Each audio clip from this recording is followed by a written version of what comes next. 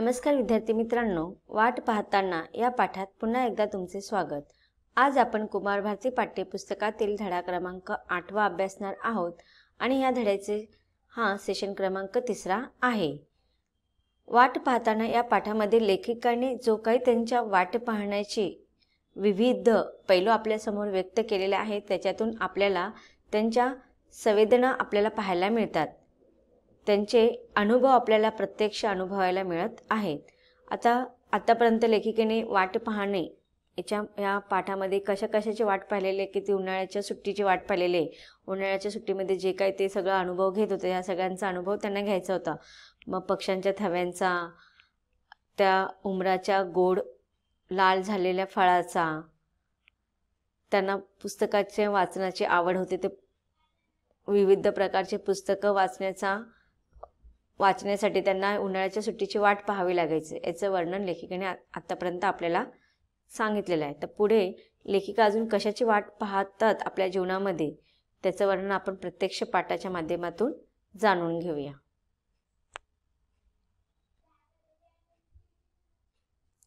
लेखिका सांगत आहे की उन्हाळ्याच्या सुट्टीमध्ये त्यांना लहानपणापासूनच माळ्यावर बसून विविध प्रकारचे पुस्तकं वाचायची आवड निर्माण झालेली होती। मग त्या पुस्तकामध्ये विविध प्रकारच्या कथा कादंबऱ्या असायच्या, कवितेची पुस्तकं असायची। मग त्या कवितेमधील शब्दांचं महत्त्व त्यांना कळाले, शब्दांची जादू त्यांना कळू लागली होती, भाषेची ताकद त्यांना समजू लागली होती आणि त्या कवितेच्या रचनाकारांच्या प्रतिभेची ताकद त्यांना समजू लागली होती। आणि त्यामुळे आणि निसर्ग सान्निध्यात आल्यामुळे त्यांच्या मनामध्ये सुद्धा कविता उत्सुकपणे निर्माण होऊ लागल्या होत्या। मग ह्या सगळ्यांची वाट पाहत ते असायची, उन्हाळ्याची सुट्टीची वाट पाहत बसायची। मग लेखिका पुढे म्हणत आहे की पुढे मग कवितेचं बोट मी चांगलं घट्ट धरून ठेवलं। म्हणजे इथे लेखिकाला सांगायचं की हळूहळू माझी कल्पनाशक्ती विस्तृत होऊ लागली, मला सुद्धा निसर्गाच्या वेगवेगळ्या ठिकाणच्या प्रसंगाच्या घटनांचं वर्णन कवितेच्या माध्यमातून व्यक्त करू येऊ लागली। माझी शब्द समृद्ध झाले, माझी भाषेची ताकद वाढली आणि त्यामुळेच हळूहळू मला कवितेची रचना उमगू लागली, मी कविता हळू करू लागले। आणि त्यावेळेस मी कवितेचं बोट चांगलं घट्ट धरून ठेवलं, म्हणजेच मी कविता लिहू लागली। आणि त्या पुढे म्हणतात की तिची माझी मैत्रीच झाली। जशी एखाद्या मुलीबरोबर आपली मैत्री होती आणि ती मैत्री इतकी घट्ट होती की कधीही आपण त्या मैत्रीचा हात सोडत नाही, तशीच मग त्या कवितेची आणि माझी घट्ट अशी मैत्री झाली। पुढे लेखिका म्हणतात की आपण कधी पण केव्हा पण मैत्रिणीला हाक मारतो, तिच्याकडे धावतो, तिच्याबरोबर भान विसरून मनातलं वाटेल ते बोलतो। आता बघा, जसं आपण एखाद्या मैत्रिणीबरोबर वाटेल तसं खेळतो, बोलतो, काही करायचं ते आपण मैत्रिणीबरोबर करतो, थट्टा मस्करी असते, किंवा मग मैत्रिणीला जेव्हा आपल्याला पाहिजे असते तेव्हा आपण तिला आवाज देऊन बोलून घेतो आणि तिच्याकडे धावत जातो, मग तिच्यावर खेळतो, तिच्यावर वेळ घालवतो। आणि कधी कधी तर आपल्या मनातलं भान विसरून वाटेल ते आपण तिच्यासमोर मोकळं करत असतो, आपलं मन व्यक्त करत असतो मैत्रिणीबरोबर। तर तसंच लेखिका इथे सांगत आहे की मला माझी नवीन मैत्रीण भेटली होती आणि ती म्हणजे माझी कविता, आणि मी ह्या कवितारूपी मैत्रीला मी कधीच दुरावली नाही, तिची घट्ट मैत्री माझ्यावर झाली होती। मग ह्या कवितेतून मी काय व्यक्त करायचे की माझ्या मनातले वाटेल ते भाव मी शब्दरचनेमध्ये मांडू लागले, अगदी भान विसरून मी जे काही माझे अनुभव असायचे, जे काही माझ्या मनात दाटलेलं असं ते मी शब्दांच्या रूपामध्ये कवितेमध्ये रचू लागले। इथे फक्त फरक एक होता की तिला हवं तेव्हा ती माझ्याकडे यायची। म्हणजे मैत्रिणीमधला आणि कवितेच्या मैत्रीमधला फरक लेखिका इथे सांगते की मैत्रिणीला जेव्हा आपण हाक मारतो, म्हणजे जेव्हा पाहिजे तेव्हा तिला आपण बोलवू शकतो, तिच्याबरोबर खेळू शकतो। पण इथे लेखिका सांगते की ही जी कवितेचं बोट जी मी घट्ट पकडलेलं होतं, तिची माझी चांगली मैत्री झालेली होती, पण ती माझी मैत्री करायची, मी तिच्यावर मैत्री करायची, पण ती माझ्या अनुषंगाने जायची नाही। तिला जेव्हा वाटायचं ना तेव्हा ती माझ्याकडे यायची। म्हणजे कोण? कविता। म्हणजे जे काही लेखिका म्हटली की चला आता मला कविता लिहायचं आहे ना, आता मी लिहायला बसते, तर तेव्हा त्यांना काही सुचायचं नाही।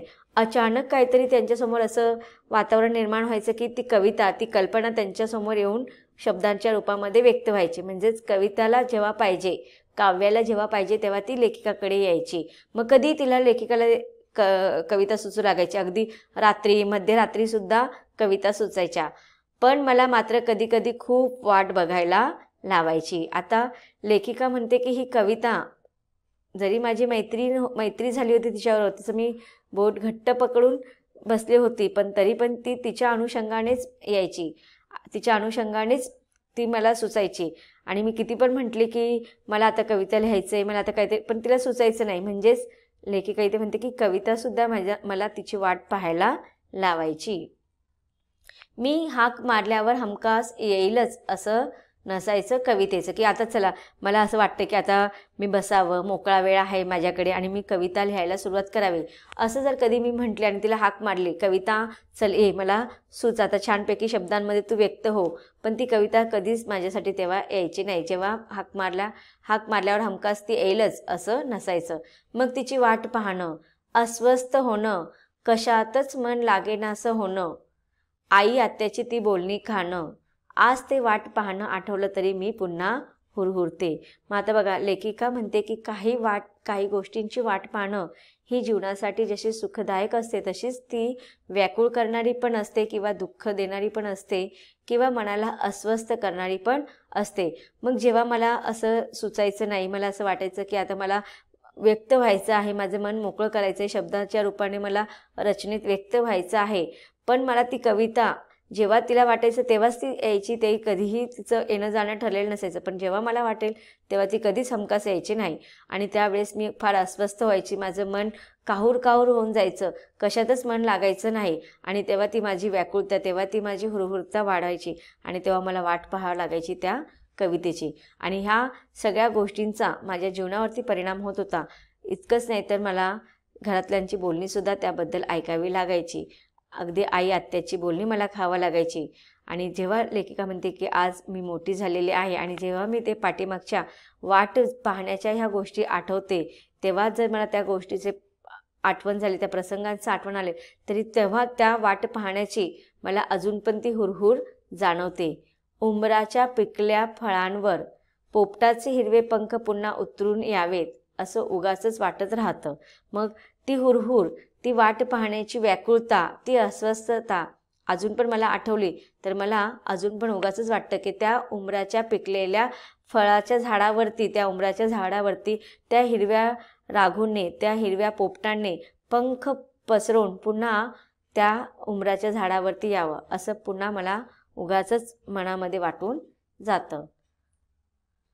पुढे लेखिका म्हणत आहे की आमची आत्या तेव्हा उरळी कांचनच्या मराठी शाळेमध्ये नोकरी करायची.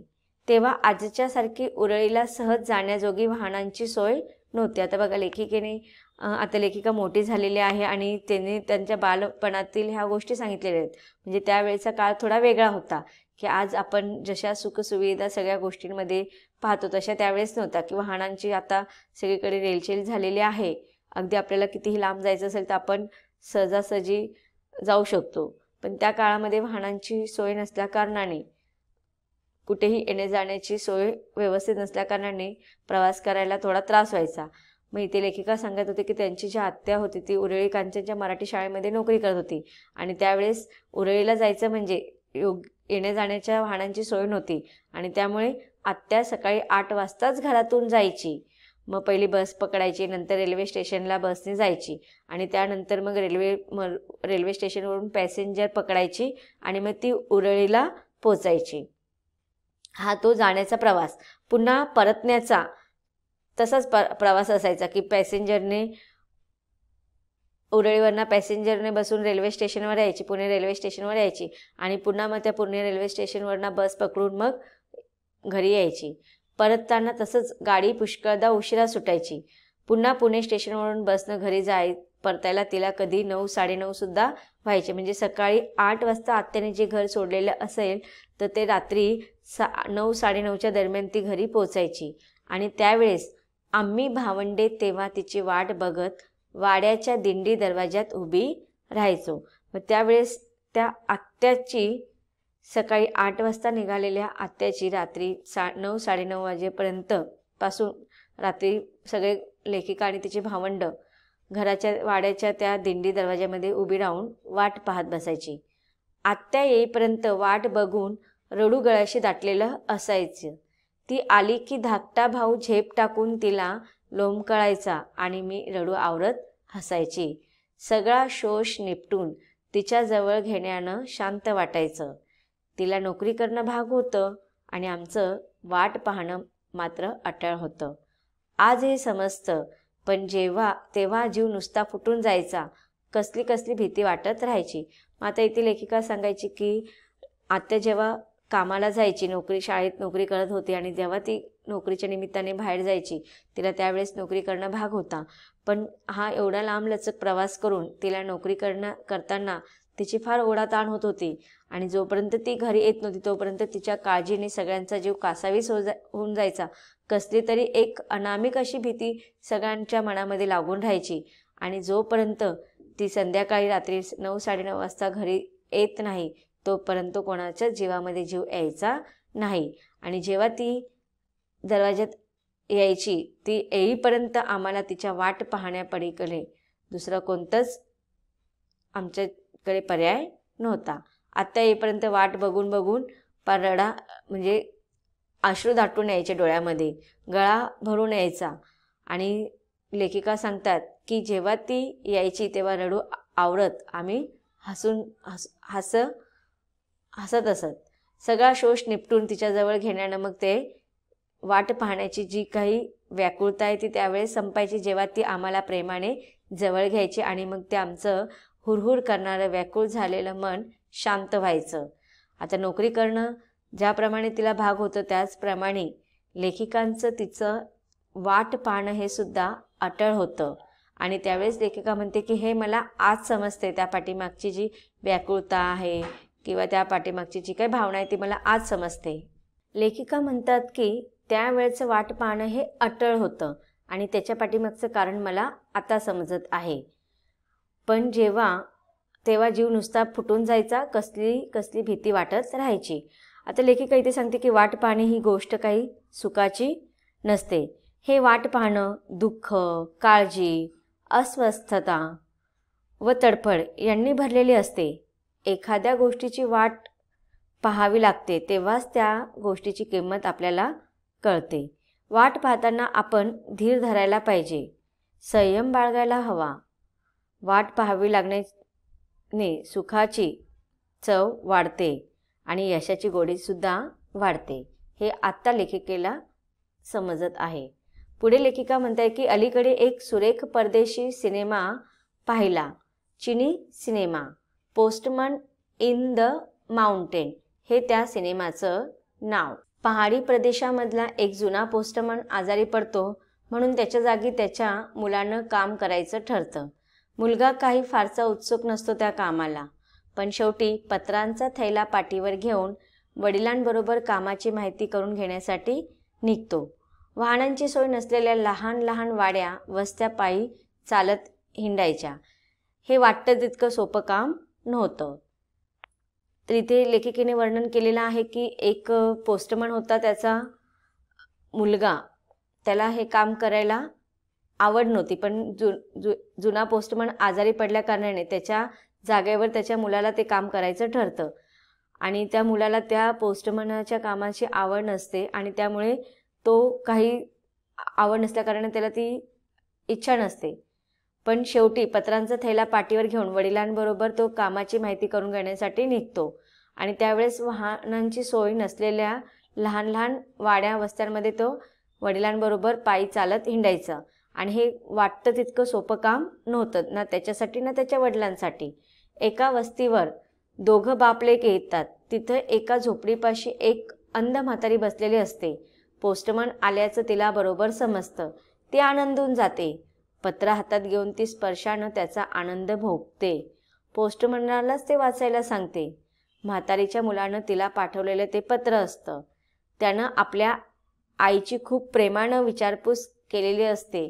तिला घेऊन जायला तो लवकरच येणार असतं. त्यानं लिहिलेलं असतं त्या पत्रामध्ये.